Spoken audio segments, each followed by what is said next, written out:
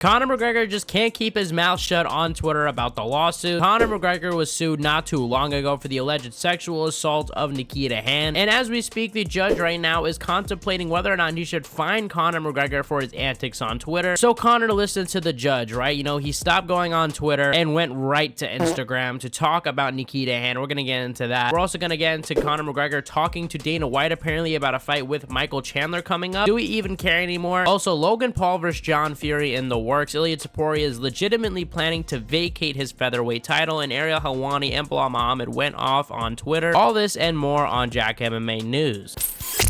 Tommy Fury calls out Jake Paul for a potential rematch. This is after Tommy Fury pulled out of his fight with Darren Till. I've just woke up and seen Logan Paul talk on his podcast yet again about how I don't want to fight Jake and I'm running scared. I beat you once already, I handed you your first loss. At the end of the day, if you want to fight, let's talk some serious numbers. You know where I am. Jake Paul responded on Twitter saying, "What an absolute muppet. Buddy, you just pulled out of a fight for the third time. You have zero credibility. I offered you $8 million and you ran away from it. And now you got dumped by Molly, getting sued by DAZN, and still can't call a shot without your daddy." There's absolutely no chance Tommy Fury was actually offered $8 million, by the way. Like, this is definitely just cap. Tommy replied saying, "I've got plenty of credibility, pal. Beat both you and that other mug inside 9 months. No matter what you do, you've always got that loss to me. I'll always be your boss. You can't change anything. You're just not good enough." Jake Paul replied saying, "Is that what you said to Molly May when she left your dirty ass, pal?" Tommy retweeted it with laughing emojis saying, "Resorting to my personal life when you haven't got a clue, instead of discussing boxing. I must really be living in your head rent-free since I beat you. The fear of another L is real, ... John Fury and Logan Paul also got into the mix here, with John Fury calling out Logan Paul for the co-main event. This is a message to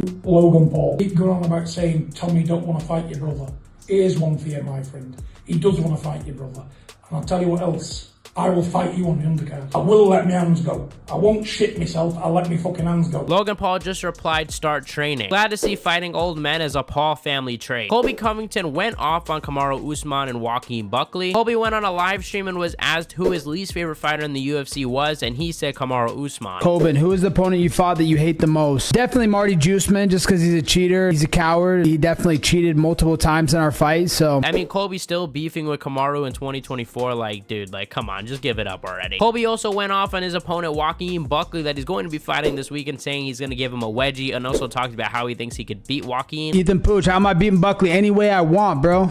I'm gonna give him a wedgie first, promise you that. I'm gonna fucking pull his underwear over his head in the middle of that octagon, then I'm gonna smack him silly and finish him. My prediction is going to be out on the video this Friday, so stay tuned there. We're also doing a live stream tomorrow. I'm gonna be talking about my top 15 fighters of all time. We're gonna be live 4 p.m. Eastern, so tune in there. Dricus du Plessis on Twitter called out Sean Strickland and Khamzat Chimaev. Dricus du Plessis posted this fight with Sean Strickland saying, "This time they won't call it a robbery, they'll call it attempted murder." Dricus also put out a tweet after talking about the fact how he's not fighting Khamzat Chimaev. Just for clarification, I preferred the Khamzat fight, but the rematch is a fight most wanted before Khamzat versus Whitaker. I'm not happy with the UFC's decision. Like I said, I'll fight the man fans think is the next best guy. He was promised the fight, so Strickland it is. Credit to Dricus du Plessis, because I honestly did want to see that Khamzat and Dricus fight, and I don't think you guys should count out Strickland. I think Strickland could definitely beat Dricus du Plessis. Ilia Topuria is planning to vacate his 145-pound title. Ilia Topuria did a podcast with a show from Spain, and in this interview, Ilia Topuria dropped a lot of information. Ilia Topuria says we've seen his last fight in the featherweight division, and says he wants to move up to 155 pounds to knock out Charles Oliveira in March or April. Dustin Poirier reacted to this news, retweeting a tweet saying how Dustin Poirier should fight Ilia Topuria, and Paddy Pimblett also responded saying how there's new blood at 155, but yeah, I don't think that's probably a good decision. I think Topuria would easily beat Paddy Pimblett. Let me know what matchup you guys would want to see Ilia Topuria have at 155. I think anybody, honestly, in that top 5 would be a good fight. Also, UFC London had some fights announced. Jan Blachowicz versus Carlos Ulberg was added to the card, as well as Marcin Tybura versus Mick Parker. I think the Jan Carlos fight will most likely be the co-main event to Leon versus TBD. Right now, we don't know exactly who he's going to face. I think Sean Brady. Merab did an interview with Ariel Helwani where he talked about Umar and talked about the beef that they had, and Merab was just saying how strongly he feels against Umar. Like, he really does not like this guy, no surprise there. But he says even after the fight, like, if Umar does not apologize, he thinks there's still going to be bad blood. Here's what he had to say about going to Dagestan to still fight Umar after the fight. You're saying even when the fight is over, the fight may continue. The real fight may continue. Yeah, if Umar not apologize with me, it's gonna happen. And could I ask, even if I have to go in Dagestan, I will go. Speaking of Ariel Helwani, Belal and Ariel both had an intense back and forth yesterday. Belal's obviously been having a very rough week, was supposed to fight last week and had to pull out. Belal tried to get into the octagon to face off with Shavkat, and the security did not know who he was. Security doesn't know he's the champ. Let him in. He got dissed by Conor McGregor. The security doesn't know he's the champ.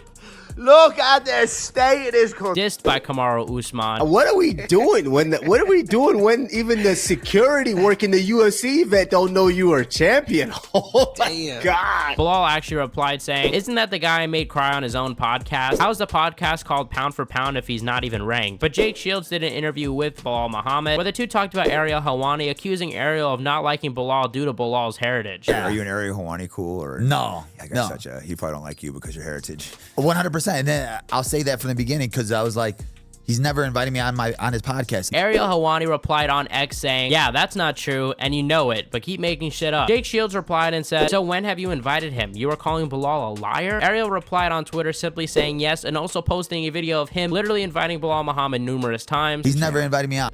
Belal, come home. Come on the show.